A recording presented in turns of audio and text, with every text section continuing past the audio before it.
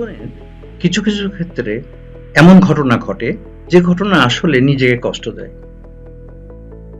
কারণ প্রায়শই বিভিন্ন মানুষের কাছে এটা কমন শোনা যায় যে কারো উপকার করব না, উপকার করলে সে আরো অপকার করে।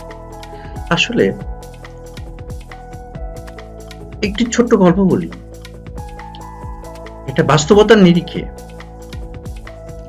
আপনার কাঁধে ভর দিয়ে একজন দেওয়ালে ওঠার সময় আপনি পাটা এমন ভাবে দিল, এভাবে করে সে উঠল, আপনি পড়ে গেলেন।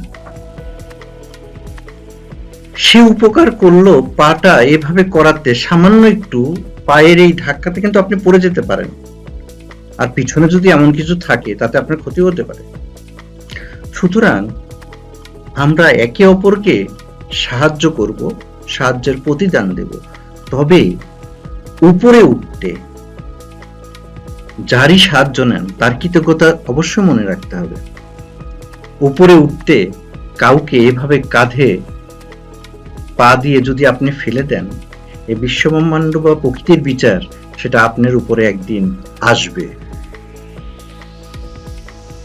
পেশাগত জীবনে খেয়াল করে দেখবেন, অনেকে নিজে উপরে উঠতে আরেকজনের পারফরমেন্সকে চুরি করে সেটাকে মার্কেটিং করে দেয়।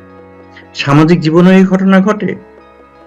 সুতরাং এই ঘটনার ফল দীর্ঘস্থায়ীভাবে ভালো রেজাল্ট নিয়ে আসে না। সুতরাং আমাদের যে অন্তর্গত যে পরিবর্তন দরকার, সেটা হলো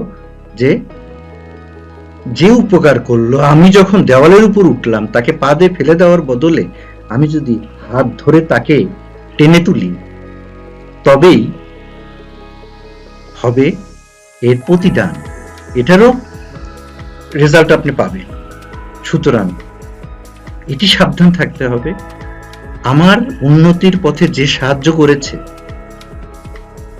সে যেন কোনোভাবে ব্যথা না পায়। ধন্যবাদ, সাথে থাকবেন।